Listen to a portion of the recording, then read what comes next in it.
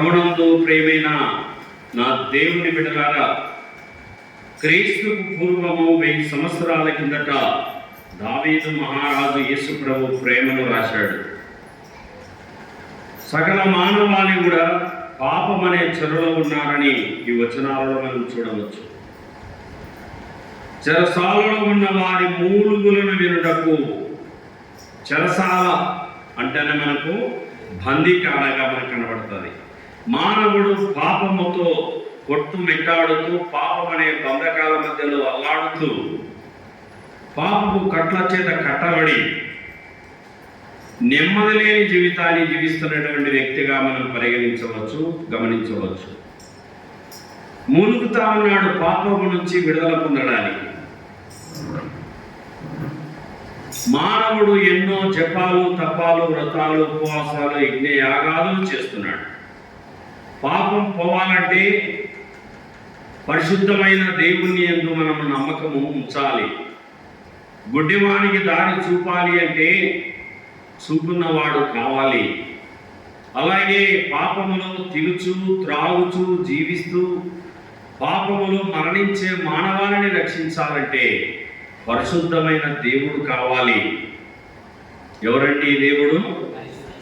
పరిశుద్ధమైన దేవుడు. ప్రభువైన యేసుక్రీస్తు వారు ఎబ్రీయులకు రాసిన పత్రిక 7వ అధ్యాయము 26వ వాక్యములో పౌలు ఎబ్రీయులకు రాసిన పత్రిక 7:26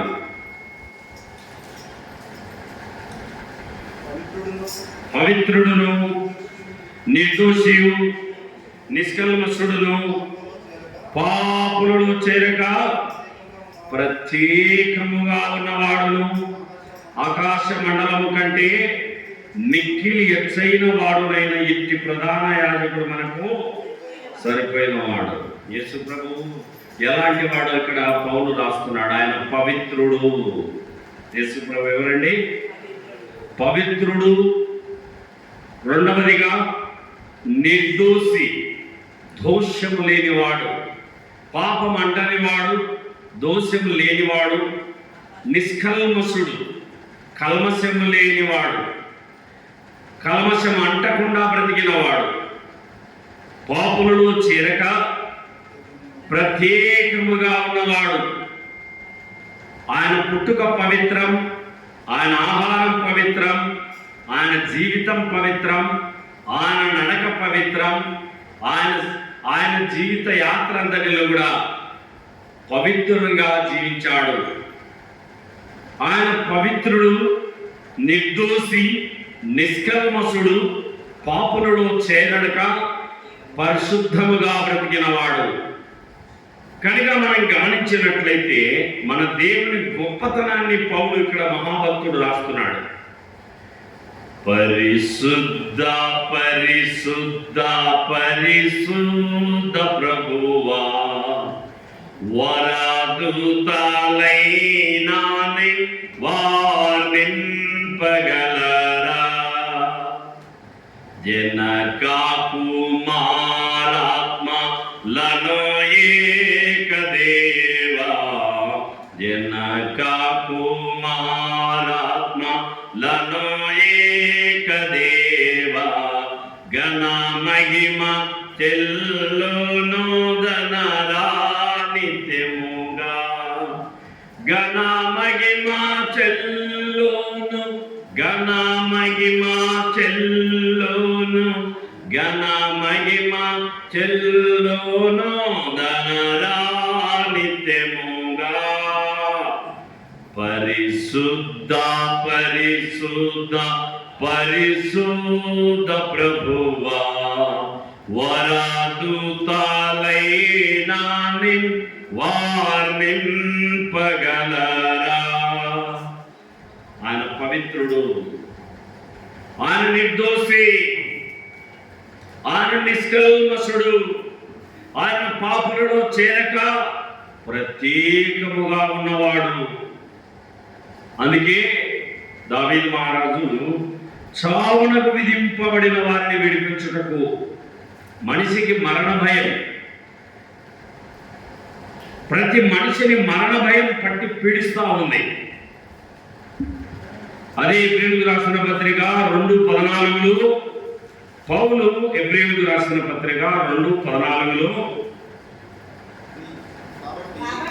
కాబట్టి ఆ పిల్లలు రక్త మాంసములు గలవారైనందున ఆ ప్రకారమే మరణము ద్వారా నశింపజేయుటకు మరణము యొక్క బలము గలవారిని, అనగా అపవాదిని మరణము ద్వారా నశింపజేయుటకు జీవితకాలమంతయు మరణ భయము చేత దాస్యమునకు లోబడిన వారిని విడిపించుటకు ఆయన కూడా రక్త మాంసములలో పాలివాడు ఆయన. మరణ భయం ప్రతి మనిషిని ఏం పీడిస్తుంది? మరణ భయం. జీవితకాలం అంతా పుట్టిన నుంచి చచ్చేదాకా మన మనిషికి అదే భయం. మరణ భయం చేత దాస్యమునకు లోబడిన వారిని విడిపించుటకు ఆయన రక్త మాంసములలో పాలివాడు ఆయను. మనలాంటి చేతులు, మనలాంటి కాళ్ళు, మనలాంటి కళ్ళు, చెవులు, మనలాంటి శరీరాన్ని దేవుడు ధరించి మానవుడై దిగి వచ్చి ఆ కలవరి శిలువలో తన రక్తాన్ని ధారలుగా చిందించాడు. కాబట్టి ఇక్కడ మనం గమనిస్తే ఆయన మరణ వేదనలను తొలగించాడు మనకి. నేను చనిపోతే, నువ్వు చనిపోతే సరాసరి దేవునితో కూడా కూర్చుంటామన్న నిరీక్షణ ఈరోజు మనకు దొరికింది. ఒకప్పుడు మనకు ఆ నిరీక్షణ లేదు, ఒకప్పుడు మనకు ఆ ధైర్యం లేదు. ఇప్పుడు యేసు ప్రభువును నమ్మడం వలన, పవిత్రుడు, నిర్దోషి, నిష్కల్మషుడైన యేసు క్రీస్తును విశ్వసించడం వలన ఆ యొక్క నిరీక్షణ దేవుడు మనకు ప్రసాదించినాడు. కాబట్టి ఇక్కడ మనం గమనిస్తే ఆయన తన ఉన్నతమైన పరిశుద్ధాలయ నుండి వంగి చూచెను, ఆకాశము నుండి భూమిని దృష్టించెను. పరలోకముల నుండి మానవుడు పడుతున్న తపన, మరణ భయం, చచ్చిపోతానో ఏమో అనేటువంటి టెన్షన్, కలవరం. 90 ఏళ్ళ వృద్ధురాలను కూడా అడిగితే కూడా మరణం అంటే భయమే. ప్రతి మనుషుడు చావాల్సిందే, మరణించాల్సిందే. కానీ మరణం అంటే భయం. ఆ భయాన్ని యేసు ప్రభు తీసివేసినాడు మనకి. ఎందుకు? యేసు ప్రభు శిలువలో మరణించినాడు కాబట్టి, తిరిగి లేచాడు కాబట్టి ఈరోజు మనం తిరిగి, నేను కూడా యేసు ప్రభులాగా తిరిగి నా దేవుడు నన్ను లేపి తనతో కూర్చుండబెట్టుకుంటాడు అన్న నిరీక్షణ ఆ కలవరి శిలువలో చెందిన రక్తం ద్వారా దేవుడు మనకు ప్రసాదించినాడు. దావీదు రాసిన కీర్తనల గ్రంథము 100, దావీదు రాసిన కీర్తనల గ్రంథము 100వ కీర్తన 3:4. యెహోవాయే దేవుడని తెలుసుకునుడి, ఆయనే మనలను పుట్టించెను, మనము ఆయన వారము, మనము ఆయన ప్రజలము, ఆయన మేపు గొర్రెలము. కృతజ్ఞతార్పణలు చెల్లించుచు ఆయన గుమ్మములలో ప్రవేశించుడి, కీర్తనలు పాడుచు ఆయన ఆవరణములలో ప్రవేశించుడి, ఆయనను స్తుతించుడి. ఒక్కరు చదవండి, ఎవరైనా పర్వాలేదు, తగ్గించుకోండి. యెహోవా దయాళుడు. చూసినట్లయితే ఇక్కడ మనం గమనిస్తే దేవుడు దయగలవాడు కనుక తన ప్రాణాన్ని మన కోసం సిలువలో పెట్టాడు. ఇక్కడ మనం గమనిస్తే యెహోవాయ దేవుడు అంటున్నాడు 3వ వచనంలో. ఆయన మనలను పుట్టించెను, మనము ఆయన వారము, ఆయన మనలను పుట్టించెను. దేవుడు మనలను తన స్వహస్తాలతో తయారు చేసుకున్నాడు, తన చేతులతో మనకు రూపాన్ని పోశాడు. అందుకే కృతజ్ఞతార్పణలు చెల్లించుచు ఆయన గుమ్మములలో ప్రవేశించుడి. కృతజ్ఞతార్పణలు. ఏ అర్పణలు చెల్లించాలమ్మా మనం దేవునికి? కృతజ్ఞతార్పణలు చెల్లించుచు ఆయన గుమ్మములో ప్రవేశించాలి. గ్రాటిట్యూడ్, కృతజ్ఞతలు. మనం బస్ ఎక్కినప్పుడు ఎవరైనా మనకి సీట్ ఇస్తే థ్యాంక్స్ అని చెప్తాం. మనకి అడ్రస్ రాసుకోవడానికి ఎవరైనా పెన్ ఇస్తే కూడా మనం థ్యాంక్స్ చెప్తాం. నీ కోసం, నా కోసం సిలువనెక్కి నీకు బదులుగా, నాకు బదులుగా ప్రాణాన్ని పెట్టి రక్తాన్ని చిందించి ఆయన మరణించి చెడిపోయి సమాధి చేయబడి తిరిగి లేచాడు కనుక ఆయనకు మనం కృతజ్ఞతలు చెల్లించాలి. ఆయనను స్తుతించుడి, ఆయన నామమును గణపరచుడి. ఆయనను స్తుతించుడి. ఎంత మంచి మాట చెప్తున్నాడు దావీదు రాజు. ఆయనను గణపరచుడి, దేవుడిని స్తుతించాలి. నా ప్రాణమా యెహోవాను సన్నుతించుము, నా అంతరంగమును సమస్తమైన పరిశుద్ధ నామాన్ని సన్నుతించుము. ఆయన చేసిన ఉపకారములలో దేనిని మరొకము అన్నాడు. యోహాను సువార్త 8:31లో, యోహాను సువార్త 8వ అధ్యాయము 31లో,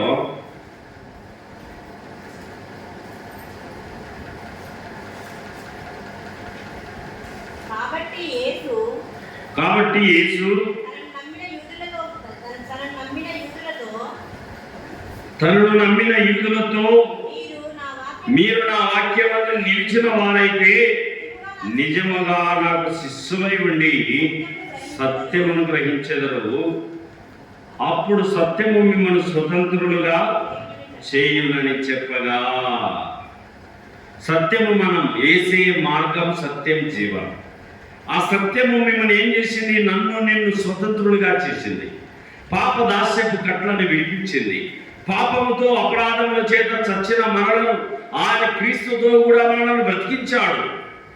ఆయన మనలను ప్రేమించాడు, ప్రాణమిచ్చాడు, మనకు బదులుగా రక్తాన్ని చిందించాడు.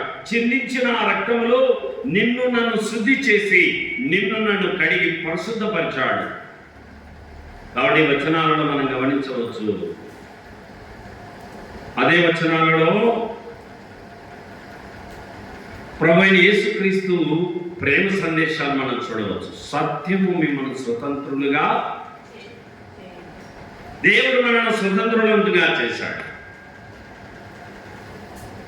ఆ రక్తం ద్వారా మనకు విడుదల, ఆ రక్తం ద్వారా ప్రభువైన యేసుక్రీస్తు కల్వరిలో చెందించిన రక్తం ద్వారా విమోచన, ఆ రక్తం ద్వారా మనకు పరలోక వారసత్వం, ఆ శిలువలో చెందించిన ఆ పరిశుద్ధ రక్తం ద్వారా మనకు జీవజలం, ఆ రక్తం ద్వారా మనకు పరలోక పౌరసత్వం ప్రభువైన యేసుక్రీస్తు ద్వారా మనకు దొరికిందన్న విషయాన్ని మనం గమనించాలి. యెషయా గ్రంథము 42:5, యెషయా గ్రంథము 42వ అధ్యాయము 5వ వచనము.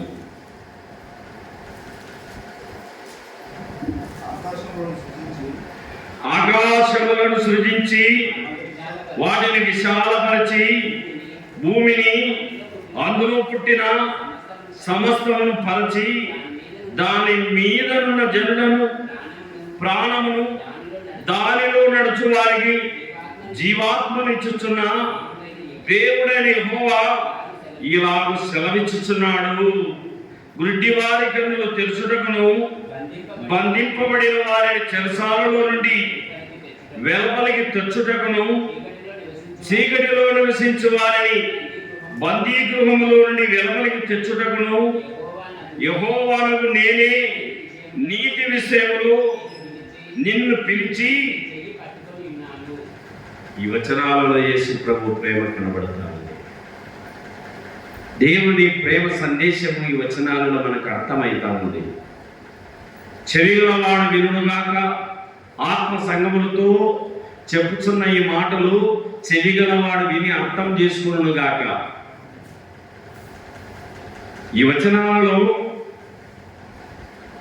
ఆకాశములను సృజించి వాటిని విశాలపరిచిన దేవుడు, భూమిని అందులో ఉన్న సమస్తాన్ని పరిచిన దేవుడు, దాని మీద ఉన్న జలములు, ప్రాణములు, దానిలో నడుచువారికి జీవాత్మనిచ్చుచున్న దేవుడు, గుడ్డి వారికి కన్నులు తెరచుటకు, బంధింపబడిన వారిని చెరసాలలో నుండి వెలుపలికి తెచ్చుటకు, చీకటిలో నివసించు వారిని బందీ గృహములో నుండి వెలుపలికి తెచ్చుటకు. ఎంత మంచి మాట చెప్పాడు ఇక్కడ దేవుని యొక్క ప్రేమ సందేశం. చీకటి అంటే పాపం, చీకట్లో దొంగతనాలు, చీకట్లో వ్యభిచారం, చీకట్లో హత్యలు, చీకట్లో అరాచకాలు, చీకట్లోని ఇవన్నీ జరుగుతాయి. చీకటి అంటే పాపము. పాపములో నుంచి, పాపం అనే చీకటిలో నుంచి దేవుడు మనలను విడిపించాడు అన్న విషయాన్ని ఈ వచనాలలో మనం చూడవచ్చు. గుడ్డివారి కన్నులు. మన కన్నులకు ఎవరు దేవుడు ఒకప్పుడు తెలిసేది కాదు, ప్రతిదీ దేవుడు అనుకునే వాళ్ళం. మన కన్నులు వెలిగించబడ్డాయి. 2026 సంవత్సరాల కిందట దేవుడు మానవుడై సృష్టికర్త రక్షణకర్త నా కోసం భూలోకానికి వచ్చాడని మన మనోనేత్రాలు వెలిగించినాడు దేవుడు, అర్థం చేయించినాడు మనకు దేవుడు. బంధింపబడిన వారిని చెరసాలలో నుండి వెలపలికి తెచ్చుటకు, బంధింపబడిన వారిని చెరసాలలో నుండి వెలపలికి తెచ్చుటకు, బంధించబడినటువంటి సాతాను కబంధాస్తాలలో కూరుకుపోయిన మానవుని, ఆజ్ఞను అతిక్రమించిన మానవుడు, ఆజ్ఞాతిక్రమమే పాపము, పాపం వలన వచ్చు జీతం మరణము, పాపానికి జనకుడు అబద్ధికుడు, అబద్ధానికి జనకుడైన అపవాది యొక్క బందీ చెరసాలలో ఉన్న నిన్ను నన్ను దేవుడు విడిపించినాడు. దేవుడు తన రక్తంతో నిన్ను నన్ను కడిగి, తన పరిశుద్ధ రక్తంతో నిన్ను నన్ను శుద్ధి చేసి ఆ రక్తం ద్వారా మనకు విడుదలను ప్రసాదించినాడు కనుక మనం దేవునికి కృతజ్ఞతలు చెల్లించాలి. ఇక్కడ గమనిస్తే ఆయన కృప మనకు కనబడతా ఉంది. ఈ లోకంలో పాపులను కోసమై ప్రాణం ఇచ్చిన వారు ఎవరూ లేరండి, ఒక్క ప్రభువైన యేసుక్రీస్తు వారు తప్ప. ఆ శిలువలో చెందించిన ఆ రక్తం ద్వారా నీకు నాకు విడుదల, విమోచన, క్షమాపణ ప్రభువైన యేసుక్రీస్తు వారి ద్వారా మనకు దొరికింది అన్న విషయాన్ని మనము గమనించాలి. యెషయా గ్రంథము 61వ అధ్యాయము మొదటి 3 వచనాలలో, యెషయా గ్రంథము 61వ అధ్యాయము మొదటి 3 వచనాలలో, ప్రభువు యెహోవా ఆత్మ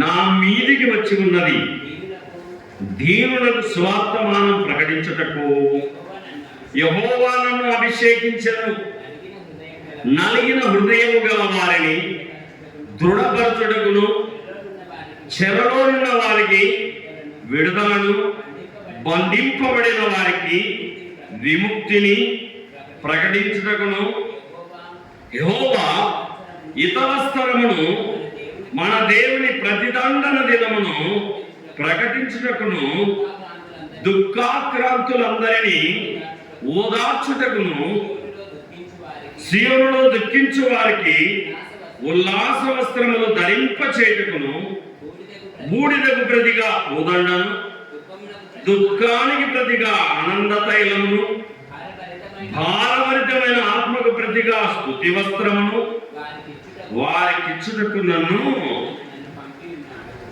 ఈ వచనాలలో దేవుని ప్రేమను మనం అర్థం చేసుకోవచ్చు. యేసుప్రభు ఎందుకు వచ్చాడు ఈ భూలోకానికి? యేసుప్రభు ఎందుకు ఇంత ప్రేమ నీడల నాయల చూపించినాడు?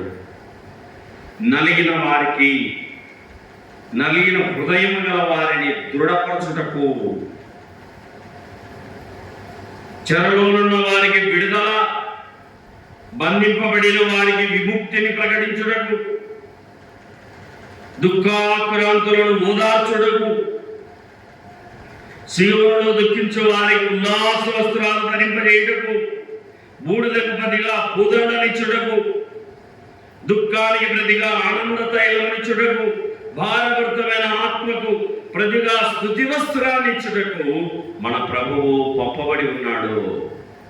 దేవుడు ఎందుకు ఈ లోకానికి వచ్చాడో ఈ వచనాలలో మనకు అర్థము.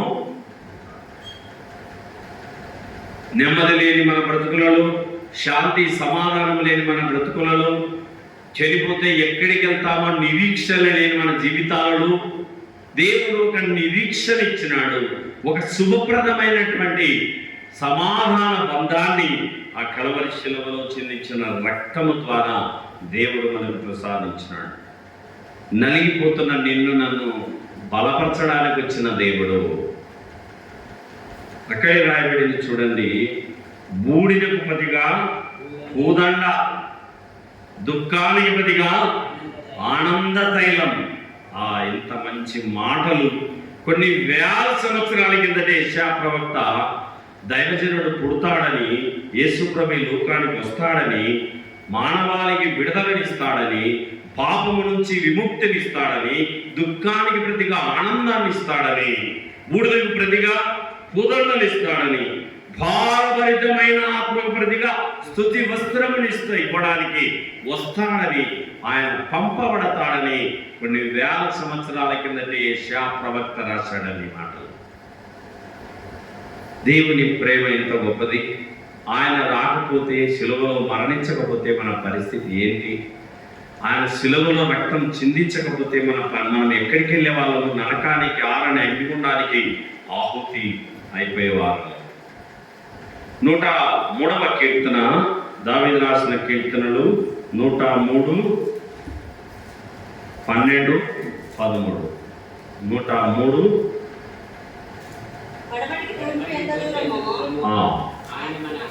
10, 11 చదువుకున్నాం.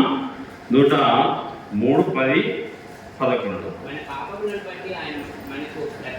మన పాపములను బట్టి మనకు ప్రతీకారం చేయలేదు, మన దోషములను బట్టి మనకు ప్రతిఫలం ఇయ్యలేదు. భూమి కంటే ఆకాశం ఎంత ఉన్నతముగా ఉన్నదో ఆయన యందు భయభక్తులు గల వారి యెడల ఆయన కృప అంత అధికముగా ఉన్నది. ఆ తర్వాత పడమటికి తూర్పు ఎంత దూరమో ఆయన మన అతిక్రమములను మనకు అంత దూరపరిచి ఉన్నాడు.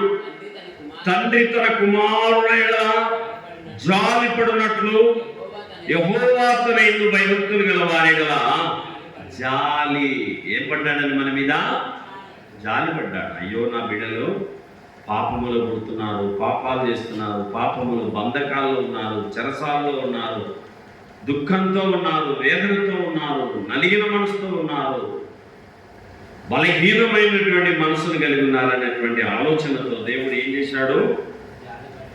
జాలి పడ్డాడు. మన పాపములను బట్టి మనకు ప్రతీకారము, పాపాలు మనవి, శిక్ష అనుభవించింది ఆయన. దోషాలు మనవి, రక్తం చిందించింది ఆయన. నిలువెల్లా రక్తపు ముద్దగా మార్చబడ్డాడు. ప్రాణము పెట్టునంతగా, మరణం పొందినంతగా, శిలువ మరణం పొందినంతగా ఆయన మనకు విధేయత చూపాడు. కనుక ఈ వచనాలలో యేసు ప్రభు ప్రేమ మనకు కనబడుతుంది. యెషయా 53, యెషయా గ్రంథము 53వ అధ్యాయంలో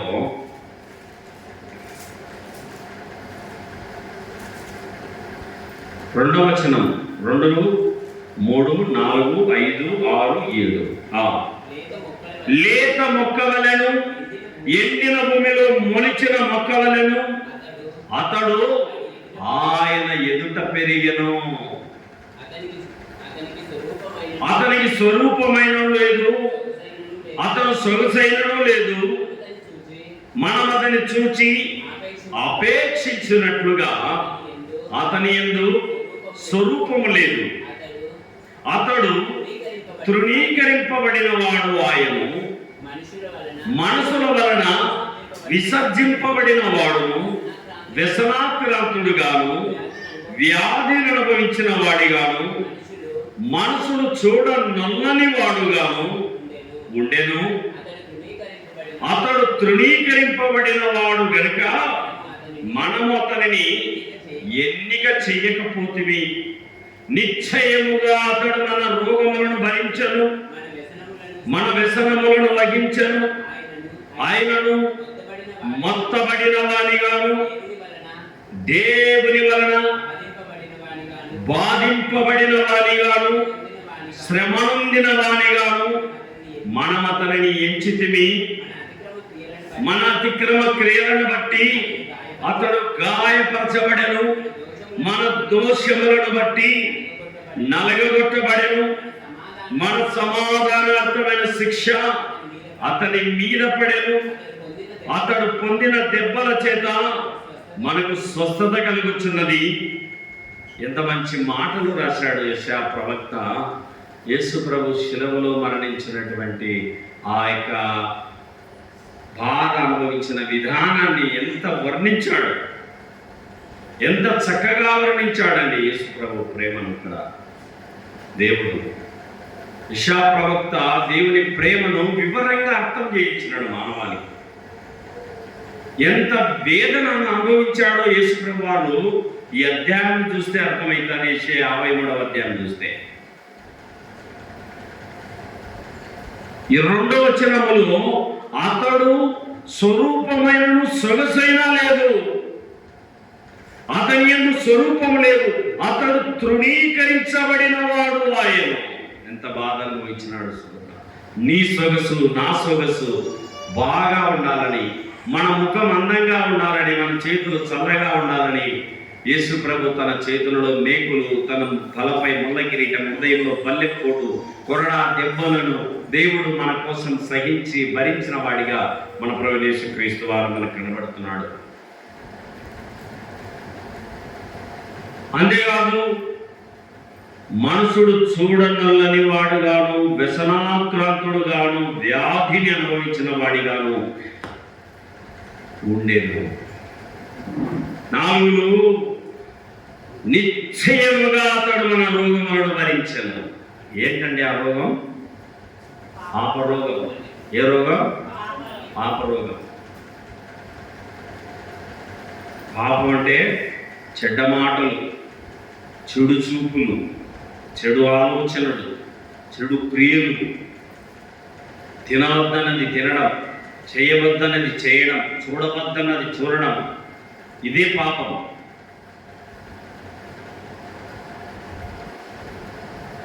ఆయన మన అతిక్రమ క్రియలను బట్టి గాయపరచబడను. 5వ వచనంలో వివరిస్తున్నాడండి దేవుడి ప్రేమను భక్తుడు వివరిస్తున్నాడు. మన అతిక్రమ క్రియలను బట్టి అతడు గాయపరచబడను. యేసుప్రభు ఎవరి క్రియలను బట్టి గాయపరచమన్నాడు? మన అతిక్రమ క్రియలు. తర్వాత మన దోషములను బట్టి నలగొట్టబడెను. యేసుప్రభు మన దోషములను బట్టి ఏం చేయబడ్డాడు? నలగొట్టబడ్డాడు, నలిగిపోయాడు.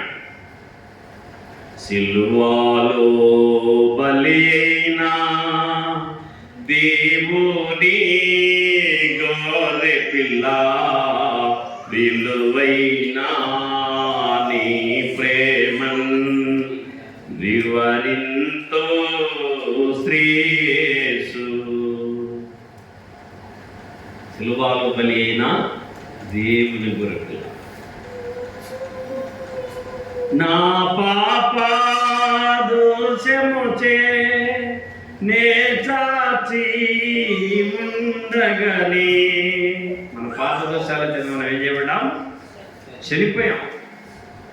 పాపముల చేతను, అపరాధముల చేతను మనం చచ్చిన వారమై ఉండగా క్రీస్తు యుక్త కాలమున భక్తిహీనుల కొరకు చనిపోయాను. 6వ వచనంలో మనం అందరము గొర్రెల వలె త్రోవ తప్పిపోతిమి, మనలో ప్రతివాడు తనకిష్టమైన త్రోవకు తొలగెను, యెహోవా మన అందరి దోషమును అతని మీద, మన అందరి పాపాలన్నీ ఎవరి మీద మోపినాడు? యేసు ప్రభు పైన మోపినాడు. మనందరి పాపములు యేసు ప్రభు మీద పడ్డాయి. మన శిక్ష యావత్తు దేవుని మీద పడింది. 7లో అతడు దౌర్జన్యము నొందెను, బాధింపబడినను అతడు నోరు తెరవలేదు, వరకు తేబడు గొర్రెపిల్లయు బొచ్చు కత్తిరించు వానిదుట గొర్రెయు మౌనముగా ఉండునట్లు అతడు నోరు తెరవలేదు. కటికోన అంగడి దగ్గర ఒక పొట్టేల్ని తీసుకుపోయి, లేక ఒక మేకపోతులు తీసుకుపోయి ఒక యజమాని ఆ కట్టుకోనికి అమ్మినప్పుడు ఆ కటికోటు దాన్ని పండబెట్టి గొంతు కోస్తుంటే కూడా ఆ గొర్రెపిల్ల ఏమాత్రము యజమానిని చూస్తూ ఏమాత్రం కూడా బాధపడదు. వదకు తేబడు గొర్రెపిల్ల బొచ్చు కత్తిరించడం అనేది మౌనముగా ఉండనట్లుగా యేసు ప్రభు మౌని అయిపోయినాడండి. కొరడాలు కొట్టేవారు ఈపినిచ్చినాడు, ఉమ్మి వేసి వారికి ముఖాన్ని ఇచ్చినాడు, చెంపలు కొట్టి లాగే వారికి చెంపలను ఇచ్చినాడు, పిడిగుద్దులు గుద్దే వారికి వీపునిచ్చినాడు, ఉమ్మి వేసే వారికి ముఖాన్ని ఇచ్చినాడు. ఆయన సొగసు కోల్పోయినాడు, స్వరూపం కోల్పోయినాడు. ఆయన మన అతిక్రమ క్రియలను బట్టి గాయపరచబడ్డాడు, మన దోషములను బట్టి నలగొట్టబడ్డాడు, మన సమాధానార్థమైన శిక్ష ఆయన మీద పడింది. విషయాన్ని, ఈ సత్యాన్ని మనం గమనిస్తే ప్రభువుకు కృతజ్ఞులమై ఆరాధన కొనసాగిద్దాం. ప్రభు తన మాటలు దీవించుగాక.